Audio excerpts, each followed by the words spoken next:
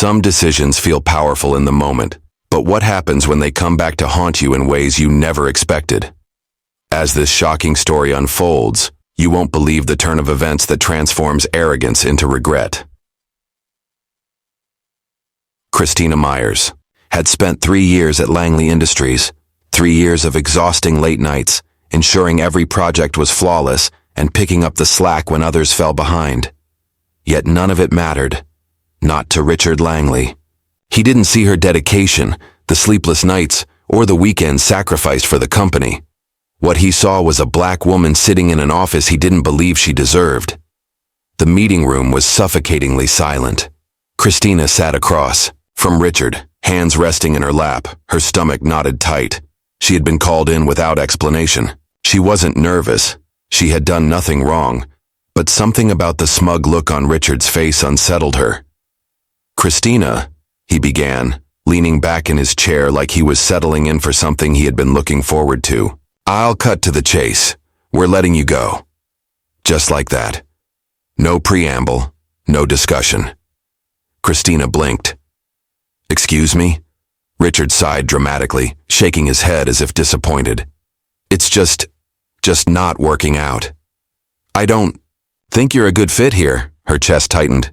"Not a good fit?" Her voice remained calm even as her pulse pounded against her ribs. "Richard, I've been here 3 years. My performance reviews are stellar. Richard cut her off, straightening his tie. "It's a business decision. Let's not make this difficult." Difficult. Heat flushed through Christina's veins, but she refused to give him the reaction he wanted. She had seen this coming. The microaggressions. The way her ideas were conveniently taken and presented by someone else. Someone white who magically got the credit. She had watched Richard talk over her in meetings, ignore her emails and dismiss her contributions like they were background noise. And now this. "I see," she said, her voice steady, betraying none of the anger simmering beneath the surface. "Is there a reason? Because according to the employee handbook, terminations require cause, unless there's something I'm unaware of." Richard smiled. Not the friendly kind. The kind that said he was enjoying this. "Things change," he said simply, tapping his fingers against the table. "We're moving in a different direction." She could see it all over his face. He was daring her to push back, to fight. Because if she did, she would be the angry black woman, the difficult employee, the one who made things about race, when in reality, it was about race. Christina exhaled slowly. "Right." She glanced at the HR representative sitting stiffly in the corner, deliberately avoiding eye contact. Spineless. She stood up, smoothing down her blouse. "I'll have my things packed by the end of the hour." Richard smirked, clearly expecting more of a fight. When it didn't come, he only nodded. "Good." Christina turned on her heel and walked out, her head high, her pride intact. But inside she was burning. She could hear the whispers as she packed up her office. Not everyone at the company was a Richard Langley. Some were decent, even supportive. But then there were the ones who avoided eye contact, the ones just relieved it wasn't them. Her closest colleague, Lauren, hovered by her desk. "Christina, I don't understand what happened." Christina gave her a small, tight smile. "Smile, I suppose I wasn't a good fit." Lauren's expression hardened. "That's ridiculous. You work harder than half the people here, Richard." She lowered her voice. "Richard's a racist and we all know it."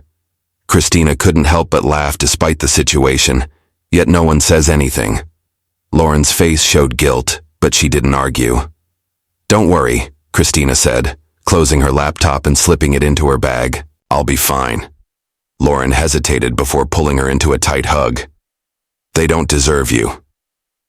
Christina acknowledged the sentiment, but comfort wasn't what she wanted. Justice was. As she walked through the office for the last time, a hush followed her. Her eyes shifted away. Richard's office door was slightly ajar. She caught a glimpse of him inside, scrolling through his phone without a care in the world. She could have spoken up. She could have exposed him right there in front of everyone, but she didn't. She didn't need to, because the universe had its own way of setting things right. and Richard Langley was about to learn that the hard way. Richard Langley reclined in his leather office, chair satisfaction settling over him. The burden of dealing with Christina Myers was finally lifted. He had been planning to get rid of her for months. She was too outspoken, too sharp, too unwilling to conform to his way of doing things she disrupted. Meetings had a way of making him look incompetent, without even trying, simply by excelling. Now she was gone and the office had returned to the way he preferred. It or so he thought. Richard Langley leaned back in his leather chair, relishing the quiet triumph of having finally removed Christina Myers from the company. She had been a thorn in his side for too long, too sharp, too outspoken, too unwilling to play the game on his terms. She had a way of making him look bad without even trying, simply by being competent. Now with her gone, the office had settled back into the order he preferred. Or so he thought. His phone buzzed, an incoming call from an unknown number. He considered ignoring it, but felt an instinctive pull to answer. Langley speaking. A pause, then a voice he recognized instantly, though he hadn't expected to hear it today. Richard, we need to talk. His breath hitched for a fraction of a second before he forced himself to relax. It had been some time since they last spoke, but he knew better than to sound rattled. Ah, good to hear from you, Richard said smoothly, standing and adjusting his cuffs. What's the occasion? The voice remained cold. I just got off the phone with Christina Myers. Richard's stomach twisted slightly, but he kept his tone even. Is that so? You fired her today. It wasn't a question. Richard exhaled, adding a light chuckle. Yes, I did. We're making some changes, moving in a new direction. Silence. Long. Heavy. Then the voice on the other end spoke again. Do you have any idea what you've just done? Richard frowned. I made a business decision. I have the right to... You just fired the wrong person, Langley. Something in the way it was said made Richard's grip on his phone tighten. There was an edge to that voice, something dangerous. He moved toward his office door and shut it. I'm not sure what you're getting at, but I don't answer to anyone about my hiring and firing decisions. Don't be stupid, Richard. The words came sharp this time. Do you know who Christina Myers is? Richard let out a short laugh. She was a project manager, a replaceable one. A pause. Then a chuckle. But it wasn't the friendly kind. It was the kind that sent chills down his spine. Christina Myers is my niece. Richard's breath hitched before he could stop it. Niece? The word slammed into his chest like a wrecking ball. That wasn't possible. Not him. I'm not joking, the voice replied, now laced with restrained anger. And let me assure you, Richard, I take family very seriously. Richard's mind raced. Connections, power, influence. And right now, all of it was working against him. Of all the people he could have fired today, it had to be her. Listen, Richard began, keeping his voice calm, measured, and professional. I didn't fire her for personal reasons. It was purely a performance-based. A scoff cut him off. Cut the crap, Richard. We both know that's a lie. Christina is one of the smartest, most hardworking professionals I know. Unlike you, I actually pay attention to who's running the show behind the scenes. You think I don't know what's been going on in your company? Richard pressed his fingers against his forehead, trying to think. I had no idea she was related to you. Oh, I know you didn't, the voice said, tight with anger. Because if you had, you wouldn't have done something this stupid. But now, it's too late for excuses. Richard sat down slowly, a rare chill creeping through him. You're making a mistake, he said, though for the first time in a long time, he wasn't sure he believed his own words. No, the voice countered. You made the mistake, and trust me, you're going to feel it. The call ended. Richard stared at his phone, still gripping it like a grenade about to explode in his hand. His pulse pounded. This wasn't good. This wasn't good at all. He set his phone down and stood pacing the room. He needed damage control. Now. This wasn't the first time he had fired someone who didn't deserve it, but it was the first time it had come back to bite him this quickly. He needed to know exactly how much power this man had. He opened his laptop and started digging. Connections, influence, political reach. It was worse than he thought. His stomach dropped. If he had known. A knock at his office door made him jolt. His assistant Jenna peeked in cautiously. Sir? There's a situation. Richard took a breath, straightened his tie, and forced composure. What situation? Jenna hesitated. I think you should check your email. His brow furrowed. He grabbed his mouse and refreshed his inbox. And that's when his stomach truly dropped. The subject line, Richard Langley's discrimination problem, a statement from Christina Myers. The email was already spreading like wildfire, and it wasn't just internal. It had gone public. Every executive, every client, every partner company. She had laid it all out. The culture of discrimination, the toxic work environment, the blatant bias from leadership. She had receipts, emails, documentation, proof. Richard's hands clenched into fists. This was war. And for the first time in his career, he wasn't the one in control. Richard Langley had built his entire career on control. Every move, every decision, every action was carefully curated to keep him on top. But now it felt like the ground beneath him was shifting, cracking, collapsing. His phone wouldn't stop ringing. His inbox had become a war zone of executives demanding explanations, PR nightmares unfolding by the second, and legal threats hovering like a storm cloud over his head. The email had spread everywhere. The board had seen it. Investors had seen it. Clients had seen it. And Christina, she wasn't just a former employee anymore. She had become a force. Her story was being shared across every platform imaginable. People weren't just sympathizing, they were furious. Employees from inside Langley Industries had started commenting, adding their own experiences of mistreatment, discrimination, and toxic leadership. The illusion Richard had maintained for so long was shattering. His assistant, Jenna, stood stiffly at the door, her usual air of forced pleasantness replaced with barely concealed panic. Sir, she said, her voice tight. You need to address this. Richard exhaled slowly, keeping his expression neutral. What's the damage? Jenna hesitated. Multiple clients are reconsidering contracts. Some have already pulled out. Social media is a disaster and HR has been fielding calls from reporters all morning. Richard's jaw tightened. Reporters? Jenna nodded. They're outside the building. Some of them are waiting in the lobby. Of course they were. Of course the vultures had arrived. Richard pinched the bridge of his nose. Set up a meeting with the board. I need to get ahead of this. Jenna didn't move. He looked up. She swallowed. The board already called for a meeting. Richard blinked. What? Jenna hesitated, then placed a folded letter on his desk. Effective immediately, they're suspending you as CEO until further review. For the first time in his life, Richard froze. The words didn't register. Suspended? Him? His grip tightened on the edge of his desk. They can't do that. They can, Jenna murmured, her voice barely above a whisper. And they did.